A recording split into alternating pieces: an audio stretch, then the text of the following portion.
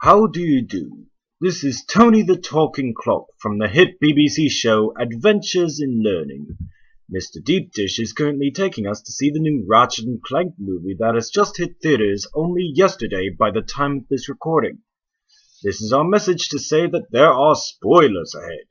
So if you want to see the film for yourself, then just click out of tonight's video, and we'll see you next week with your regularly scheduled Fuck You It's a Marathon. If not, then follow along with us, just over the intro! Released on April 29th, 2016, ladies and gentlemen of the mob, time to riot loose with a fandom arson of Ratchet and Clank the movie. Bats up, gang, and enjoy the show!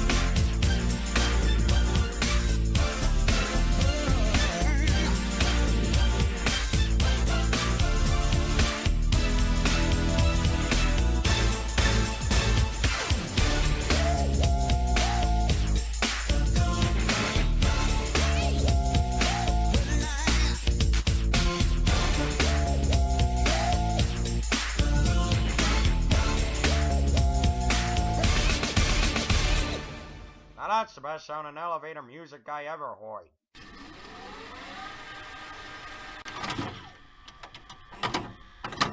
Man, that new Ratchet and Clank movie was awesome. It's quite like the original game, going as far as to bring back the original cast. The humor is almost as snappy as the Lego movie. It took me a while to figure out just one of the celebrity voices. And all this combined with the action set pieces make this a delight to behold. Breathe in that good Sony idea air, folks, because with every Goosebumps, there's probably a Pixels right around the corner. And we already know exactly what it is.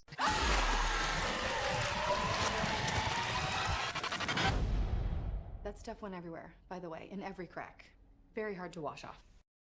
Funny, because women and cracks and cleanliness, vaginas. Am I dead yet? Flash. For starters, the plot's more or less the same from the original game. Ratchet applies to the Galactic Rangers, but gets rejected as per the course with the story. Clank is built as a fluke from a robot assembly machine as usual, with added blackout for good measure. Clank crashes on Veldin, meets up with Ratchet, more or less the same shtick, except now we have new characters for Ratchet and Clank to bounce off of. One of them being Grimoth Raz, played by John Goodman, who surprisingly matches the character so well, in fact, that I didn't even figure out who was playing him until he was comforting Ratchet during his obligatory heroic blue screen of death scene. There is also Paul Giamatti as Chairman Alonzo Drek of the Blarg Empire, using the Deplanetizer to build a new homeworld as per usual stick with the first game, as well as Sylvester Stallone as Victor Von Iron. If anybody out there is willing to comment on who's the first to comment on this little change, because I'm certainly not the first, but adding pupils to Chairman Drek makes him a lot more expressive. It's a very nice touch. What's also impressive is Armin Zimmerman reprising his role as Dr. Nefarious among the power trio of villains they have created here. Yeah, it turns out the guy used to be on the same team as Quark, but revolted due to a mix of poor working conditions, including budget cuts, inadequate facilities, lack of appreciation, and ridicule from Quark. So basically, the Galactic Rangers' poor treatment of Dr. Nefarious, or rather, Quark's poor treatment of Dr. Nefarious, is pretty much an allegory as to how Hideo Kojima was burned most heinously by the new management at Konami. And looking back with Rosario Dawson's Alaris having assumed the exact same position Nefarious once held, it really puts her situation in perspective, because it might have been her signing the contract instead of Quark, much to expectations of fans who jumped on at the original game, and much to the shock of fans who had jumped on at Uglier Arsenal and beyond. Another thing they got right was the comedy. They were pretty quick on the draw, as to be expected with the breakneck pace of the film, knowing when to slow down when action set pieces aren't looming close by. But if there's one problem that I have, it's with how rushed the plot can be at times. Personally, that's pretty much expected with this kind of movie, seeing as how there's so much video game to go through and so little runtime for this filmmakers to tell a story.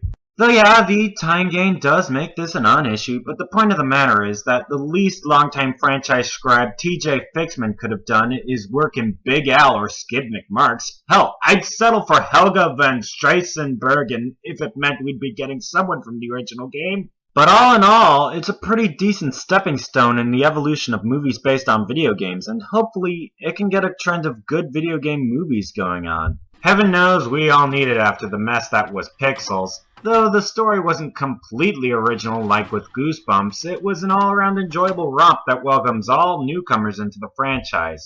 Unlike a certain other movie. Looking back at this film from the bigger picture, it has its advantages that put it above and beyond the live-action offerings of Butch Hartman and Adam cost-effective lead Sandler, but it does have its drawbacks too that keep it below Goosebumps, and even that film isn't perfect. But you have got to hand it to the filmmakers. These characters, their stories, and their conflicts. We've all been there at one point in our lives. We've felt jealous of new blood. We've been kicked around by the big stars on your roster. And we've all seen our heroes fall short of the ideal. We can relate to these characters, and how they overcome these obstacles is what makes them great. It is a far cry from Mito and her crew in Space Pirate Mito, or just about anyone in the Fairly Odd Parents who are merely personified sentences, not jokes, sentences. And I'm hoping Angry Birds continues the trend of video game movies that are faithful enough towards the source material to overshadow the shoddy quality of BDFF. Before we go, a huge shout out to Jim fucking Sterling's son, who has invented a great way to fight off the foes of fair use, the copyright deadlock, where copyright owners who have already copyright claimed footage from specific persons, we will watch those corporations battle it out on videos in which we use all of the footage from all of those arsons. It's a pretty fun activity once you know the disaster area that YouTube's copyright system has become, courtesy of Viacom's greed. Another thing you can do to combat this is to write stories of how internet reviewers have persuaded you to buy whatever movie these critics have looked at over the years. Link to the vid is in the description, alongside Jim Sterling's efforts on combating Viacom's ultimate legacy. Speaking of the big V, Danny Phantom's getting some time in the sun! Courtesy of a live-action movie.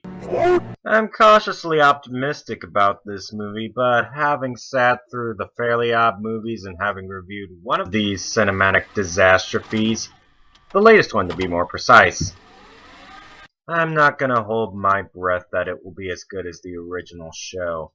Highly doubt I'm alone here, since Rise and Fall of Nickelodeon recognizes the company's horrible track record as well as Butch's. Hence why its staying power is rapidly waning. See Florida for details. It's best to just avoid the official airings on the channel and wait a good few months before it's rendered irrelevant to Nick's corporate master plan. So keep your eyes peeled for more on the subject as it develops, and keep tweeting the hashtag #GoGhostAgain, right between fuck Viacom and where's the fair use, till the company decides to churn out a full season of the original animated series. Can't believe I have to call it that now. And until all are one good fight, good night, and stay frosty. I'm at Comic-Con!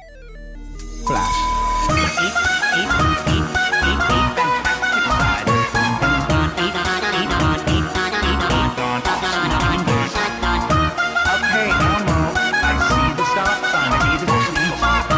Okay, don't worry, Elmo. I'm not going to knock it off. Elmo,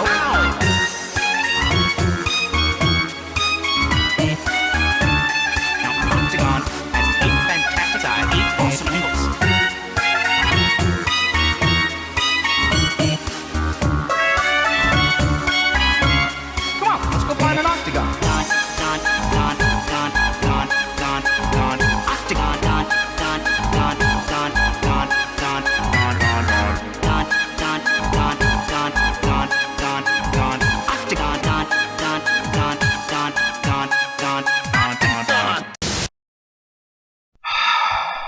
You know, Viacom, I have a pretty good feeling that your luck is destined to run out sooner or later. You're charging more and more money for bundles that get more and more worthless over time. A la carte cable boxes are getting closer and closer to being realized courtesy of the FCC, and the smaller cable companies are dropping you like a bad habit more and more. The vultures are surrounding you, and I'll be waiting to see who snacks on your bloated carcass first.